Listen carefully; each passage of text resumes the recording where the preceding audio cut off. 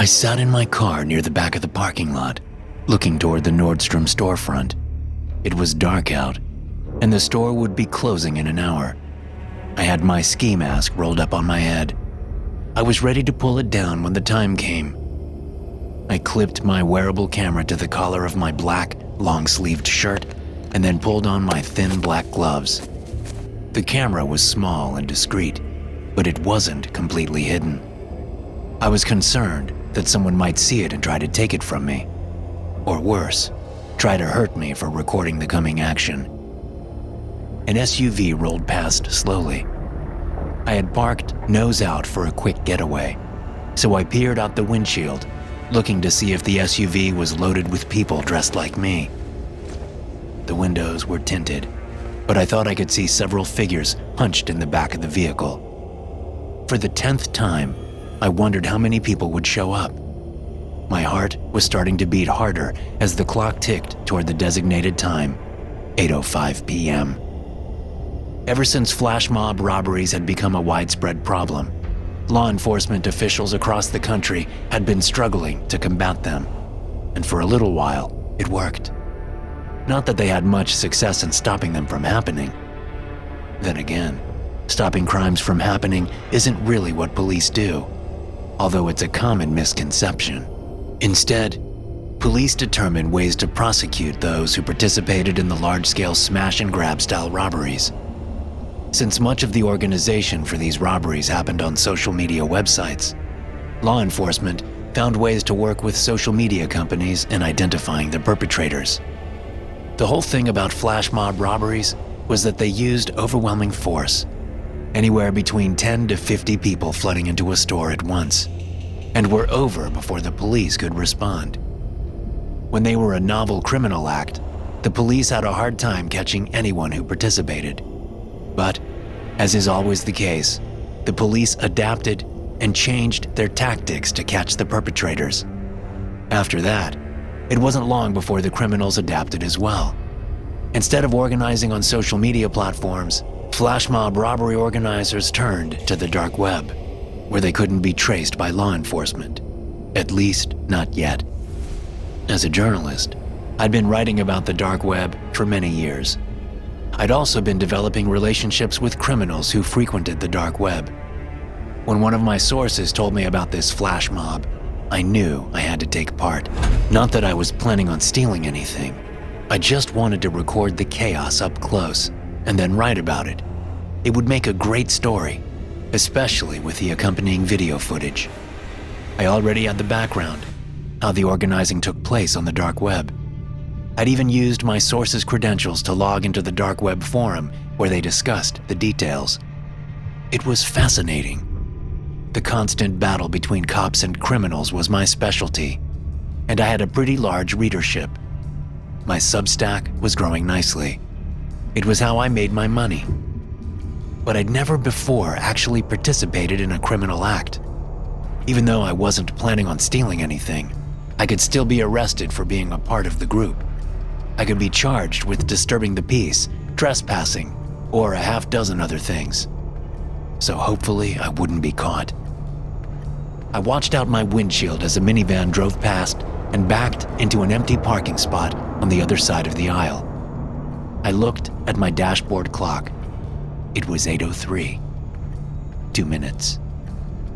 I glanced at the minivan. The engine was still running, the headlights still on. I couldn't make out anything more than two dark figures in the front seats. 8:04. 1 minute. Heart thudding away, I reached up and pulled my mask down. Then I turned on the camera, clipped to my shirt. I removed the key from my ignition and stepped out, pocketing the keys as I did. The minivan's doors opened, and 5 people wearing masks, dark clothes, and gloves got out. I looked at them as I stepped into the aisle. One of them nodded at me. I nodded back. Glancing up toward the entrance, I could see more than a dozen other people running up toward the store. The people from the minivan ran up, and I followed suit. The first people to reach the doors didn't wait for the rest of us.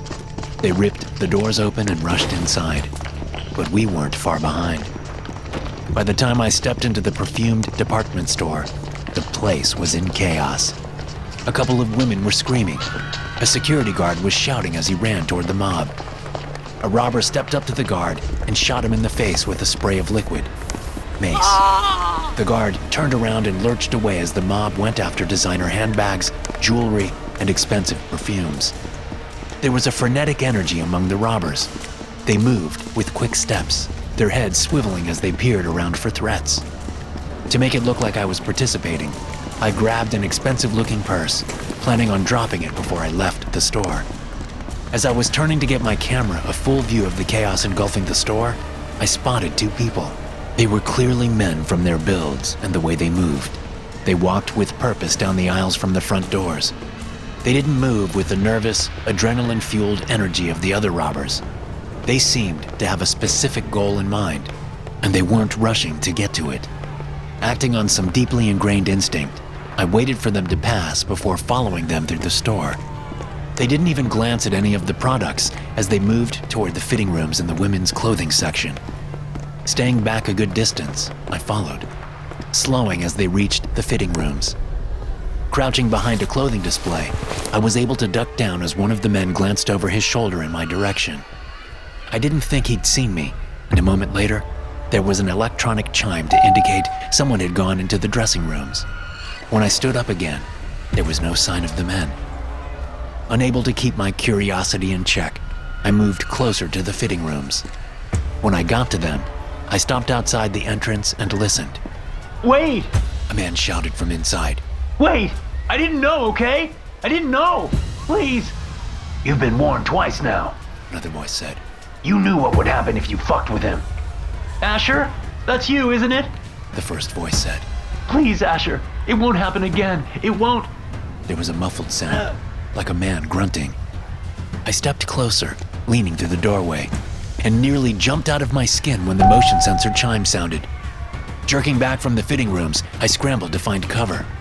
I slid down behind a rack of women's blouses just as the chime sounded again. I didn't dare look out, but I could imagine that one of the men was standing there, peering around. Faintly, over the chaos only now dwindling in the store, I heard a man's voice say, "Let's go." I stood slowly and looked over the top of the clothing rack, seeing the two men headed toward the front of the store. I dropped the purse I'd grabbed, knowing that something else was going on here. Something more than just a flash mob robbery. Staying low, I moved back over toward the fitting rooms and ducked inside when I thought that the men were too far away to hear the chime.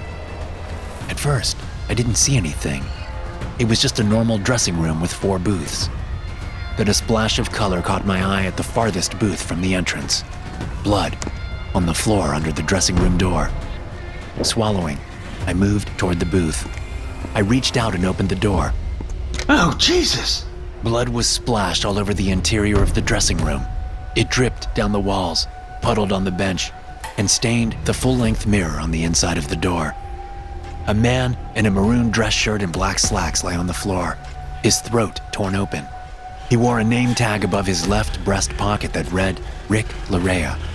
It was plain to see that he was dead. I let the door fall closed and tottered out of the dressing room area, barely noticing the chime that sounded. Then my instincts kicked in, and I ran toward the front of the store, scanning for the 2 men. At first, I thought I was too late, that they'd left already. There were still robbers in the store, grabbing as much as they could carry. But the majority of the people had already left with their loot. Shoppers and store employees stood in shock a safe distance away, waiting for the chaos to subside. The security guard who'd been sprayed with mace was nowhere to be seen. I peered around, turning 3/4 of a circle before I saw the 2 men walking directly toward me, arms full of shoeboxes. Maybe they knew that leaving empty-handed would single them out when the police watched the security footage. Or maybe they wanted to make a few $100 on top of murdering Rick Larea in the fitting rooms. Either way, I was at once terrified and relieved to see that they were still in the store. I froze, looking directly at the men, unsure what to do. The one in the lead returned my stare, looking at me with green eyes the shade of swamp water. He walked right up to me. I felt certain he was going to drop the shoeboxes and open my throat with whatever blade he had hidden on his person. Instead, he shouldered me out of the way without a word and walked on. The second man passed by, turning to look at me as he did. His eyes were dark brown, and I could tell by the little circle of skin around his left eye that he was sporting a rather nasty black eye. The two men walked out of the store and into the parking lot. I watched them go, standing frozen to the spot. Part of me insisted that I needed to follow them, to get their license plate, to tell the police what I'd seen, what I'd heard. But the look in the first man's eyes had scared me. It was a look I hadn't seen in anyone's eyes ever before.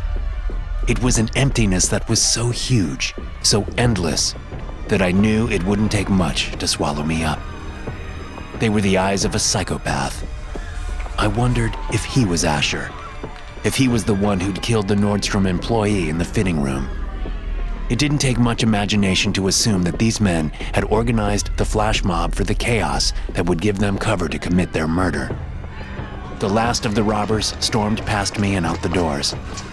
I didn't realize I was the last person in the place wearing a black ski mask until someone yelled from behind. Hey, stop! I spun around to see the security guard rushing toward me, his taser held out and ready to fire.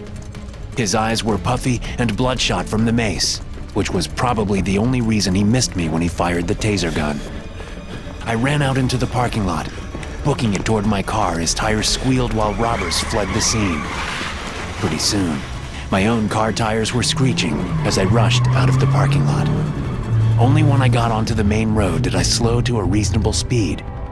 I ripped my mask off and tossed it into the passenger seat, breathing heavily and unable to get the image of Rick Larea's dead body out of my head. Several police cars rushed toward the mall. I watched them with intense interest in my rearview mirror, praying that they wouldn't turn around and pull me over. They didn't. It wasn't until later that I had a chance to wish they had.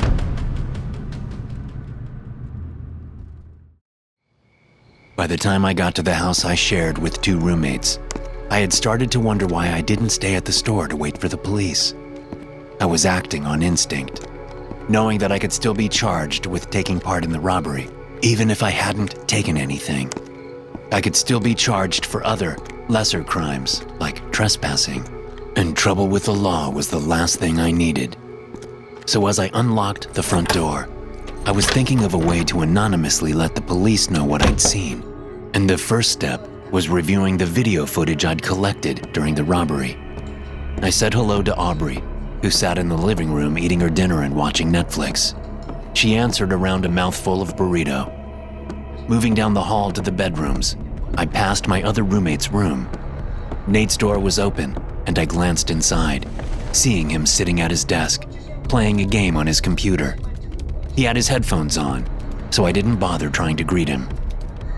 In my room, I tossed my backpack on my bed and sat down at my desk, unclipping the small camera from my shirt. I opened a desk drawer to grab the USB cord to transfer the footage to my laptop. As I powered on my computer, the doorbell rang. I whipped my head toward the hallway, suddenly on edge, although I had no real reason to be. Maybe it's the cops, I thought. But the cops didn't ring the doorbell. They knocked and yelled and demanded to be let in. Probably just a package delivery, I thought, turning back to my computer. Faintly, I heard Aubrey pause the Netflix show she was watching to answer the door. Then there was a thud, like the door swinging inward to hit the wall. And then a crash, like someone falling onto the coffee table. I got to my feet and moved to the doorway, leaning out and peering down the hall. There was a commotion, and Aubrey stumbled into the hallway before falling down, a knife sticking out of her back. A masked man stepped into the hallway after her, kneeling to finish the job. I ducked back into my room, adrenaline sending my nerves sky high. Grabbing the wearable camera from the desk, I knew exactly what had happened. At some point, they'd seen me following them. They'd seen the camera. They knew. They had followed me home from the mall. I had been so preoccupied with the cops, I hadn't even thought about anyone following me. Why would I?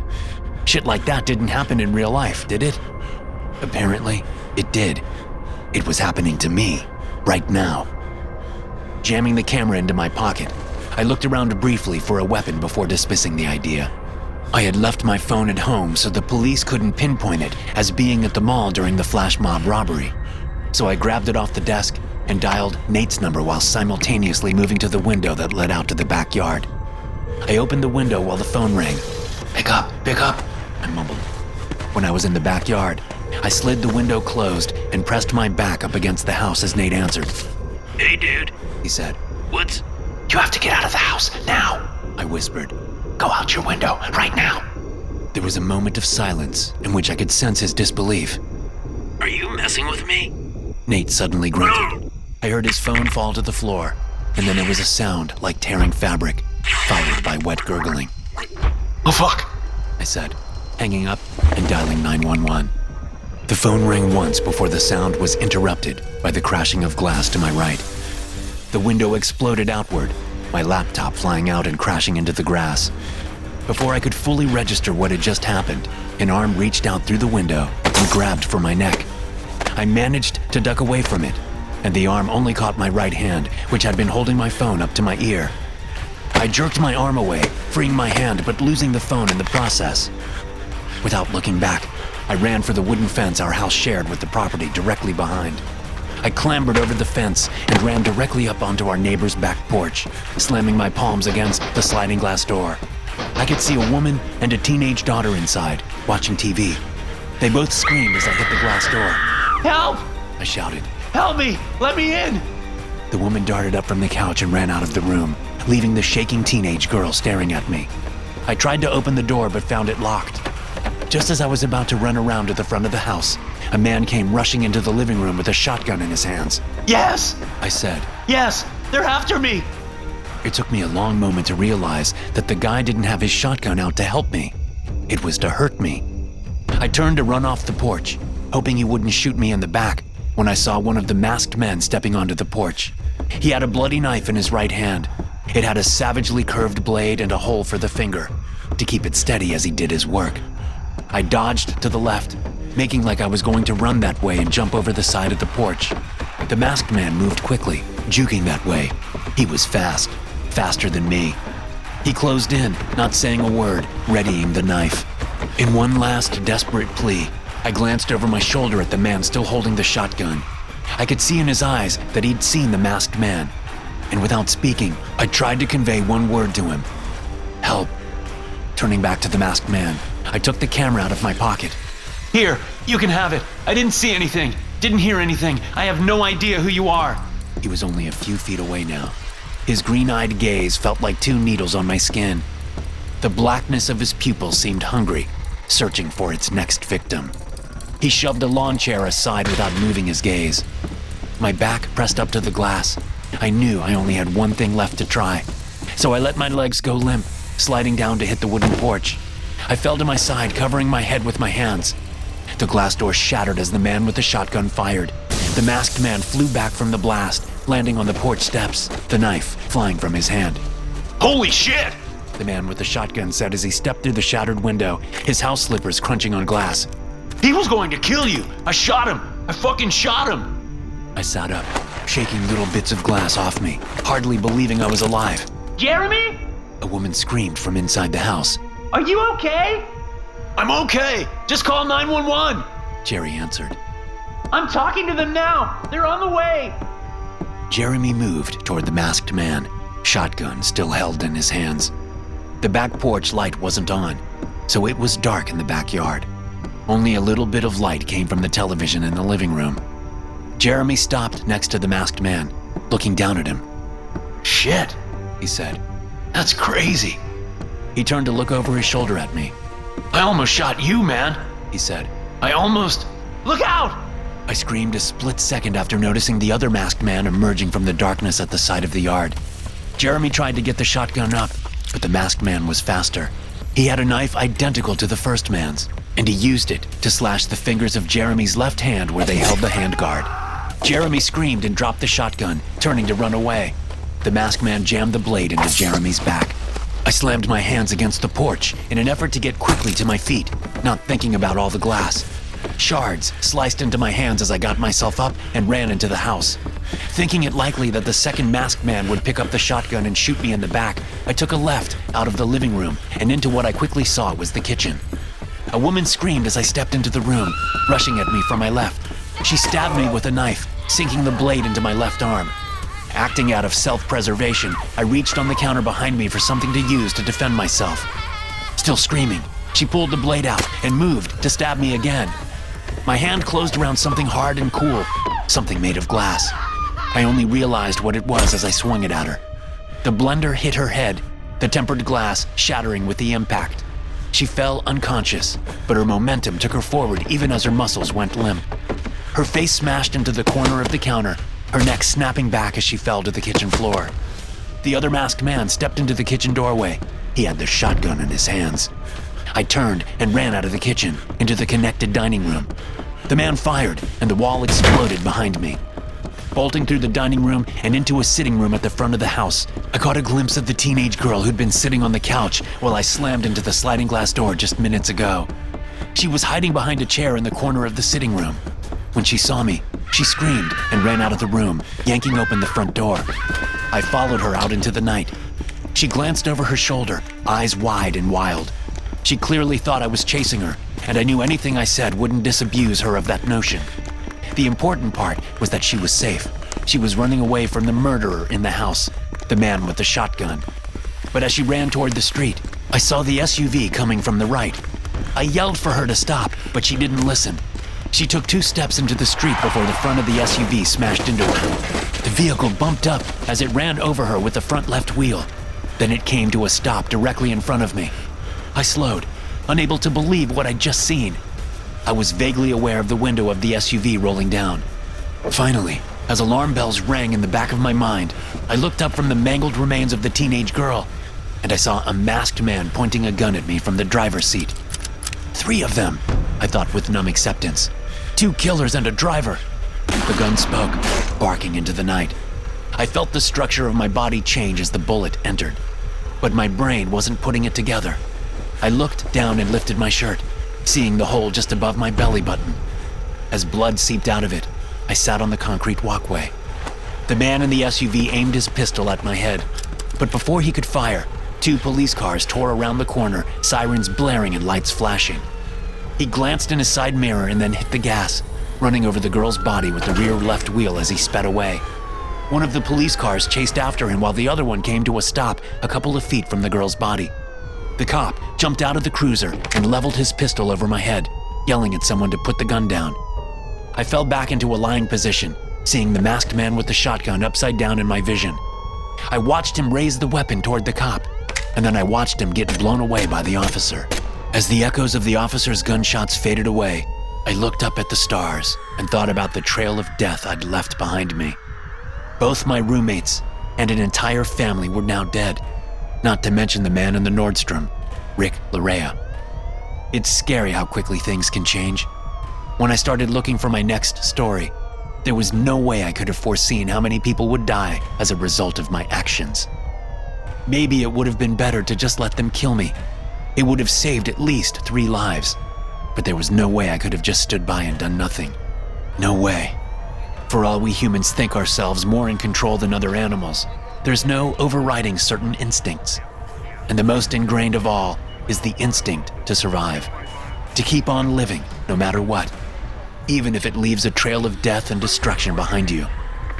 But even after all that, I didn't think I was going to make it. I could feel the life seeping out of me. Then there were 2 paramedics kneeling over me, working to keep me alive, to save me. I smiled up at the stars overhead.